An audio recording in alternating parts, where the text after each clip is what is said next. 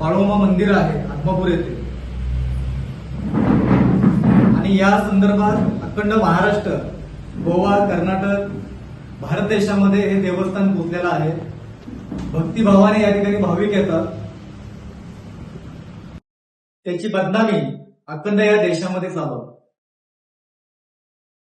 महाराष्ट्रामध्ये अनेक देवस्थानाच्या गैरप्रकाराबाबत अनेक बातम्या ऐकायला मिळतात. यातून जे भाविक भक्त आहेत ते पूर्णपणे नाराज आहेत. भक्तिभावाने आपण ज्या संतांचं दर्शन घेतो अशा ठिकाणी देणगीच्या माध्यमातून अनेक येणाऱ्या मार्गातून जो निधी आहे त्याच्यामध्ये गैरव्यवहार होत असतात. असाच प्रकार संत बाळोमा मंदिर या ठिकाणी घडलेला आहे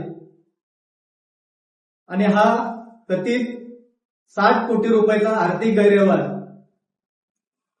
संत बाळोमा मंदिर ट्रस्टच्या वतीने झालेला आहे आणि यासाठी ही पत्रकार परिषद आयोजित केलेली आहे. याच्यामध्ये मुद्दा बघायला गेला तर बकरी विक्रीतून जो भ्रष्टाचार झालेला आहे, गैरव्यवहार झालेला आहे ते 41 कोटी रुपयाचा झालेला आहे.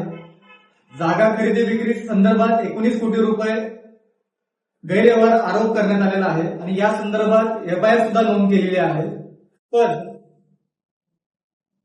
तत्कालीन धर्मादाय निरीक्षक रागिनी खडके मॅडम, त्यानंतर देवस्थानचे तत्कालीन सचिव रावसाहेब कोणकरी, तत्कालीन विश्वस्त मंडळातील काही सदस्य, व्यापारी, कॉन्ट्रॅक्टदार यांच्या विरोधात 19 जुलै 2026 रोजी गुन्हा नोंद झाला. पण हा गुन्हा नोंद होऊन देखील त्यांना अटक का नाही होऊ शकली? एकही आरोपी अटक झालेला नाही या 15 दिवसामध्ये. त्यामुळे भाविकांमध्ये तीव्र नाराजी व्यक्त झालेली आहे आणि यासाठी आम्ही महाराष्ट्र नवनिर्माण सेनेच्या वतीने अशा 5 मागण्या जिल्हाधिकारी कार्यालय असू दे, देवस्थान व्यवस्थापन समिती असू दे किंवा धर्मादायित्व कार्यालय असू दे, प्रांत कार्यालय, तहसीलदार कार्यालय, या सर्वांनाच आम्ही एक विनंती करतोय. या 5 विनंती आणि 5 मुद्दे महाराष्ट्र नवनिर्माण सेनेच्या वतीने आपल्या समोर मांडत आहे. त्यातला पहिला मुद्दा असा आहे की गुन्हा दाखल होऊन देखील अटक का नाही झाली?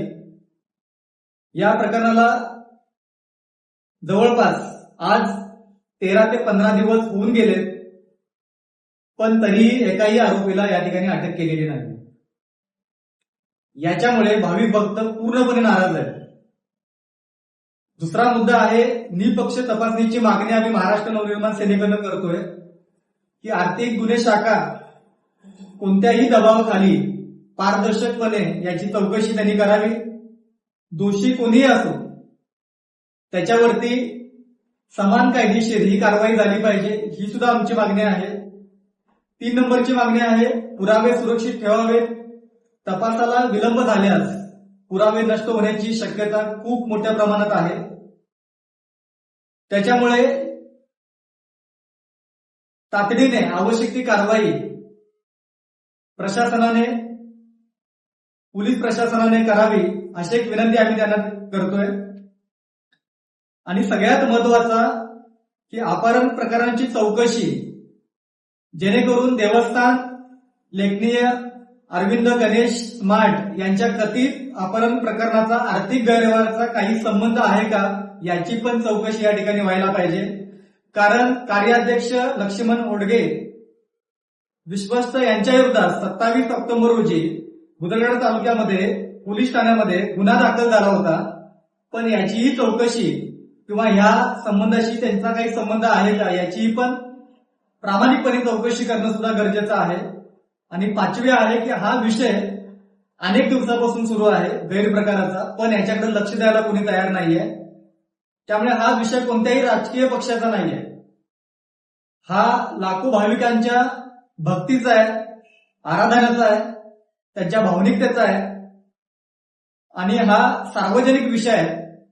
त्याच्यामुळे यांना कुठेतरी खरं काय आहे आणि खरं काय चाललंय याची माहिती भाविक भक्तांना मिळणं गरजेचं आहे, कारण इतक्या मोठ्या प्रमाणात या ठिकाणी येणारे भाविक या घटनेमुळे त्यांच्या मनामध्ये असणाऱ्या भावना या कुठेतरी दुखावल्या जात आहेत.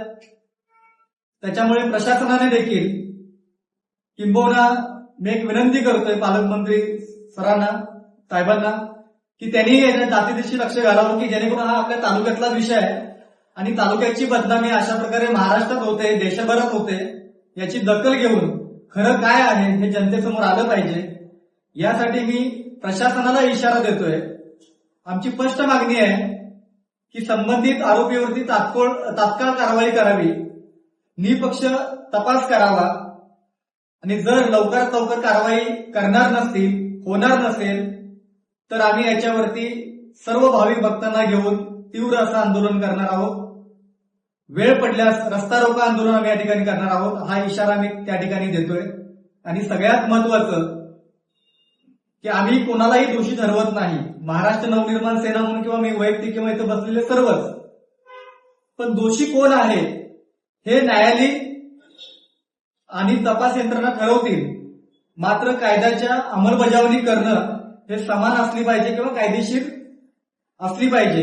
यासाठी हा लढा आहे की खरं काय चाललंय बाळूमामा मंदिरामध्ये किंवा ट्रस्टमध्ये काय चाललंय याची सखोल चौकशी करून लवकरात लवकर अटक करावी अशी मागणी महाराष्ट्र नवनिर्माण सेनेकडून आम्ही करत आहोत. आणि असं न झाल्यास लवकरात लवकर या संदर्भातल्या आंदोलनाची तारीख मी आपल्या सर्वांना कळवेन. आज सन्माननीय राजसाहेब ठाकरे यांच्या आदेशानुसार सन्माननीय आमच्या जिल्ह्याचे संपर्क अध्यक्ष यशवंतदादा किल्लेदार तसेच नंदकुमार चिले आणि आमच्या महाराष्ट्र नवनिर्माण सेनेचे जिल्हाध्यक्ष नागेदादा चौगले यांच्या नेतृत्वाखाली, त्यांच्या मार्गदर्शनाखाली ही पत्रकार परिषद आम्ही आयोजित केली होती. या पत्रकार परिषदेला तुम्ही सर्वजण आलात त्याबद्दल मी तुमच्या सर्वांचं पुन्हा एकदा आभार व्यक्त करतो. थांबतो. जय हिंद, जय महाराष्ट्र. अशाच ताज्या अपडेटसाठी महासत्ता न्यूजला सबस्क्राईब करा.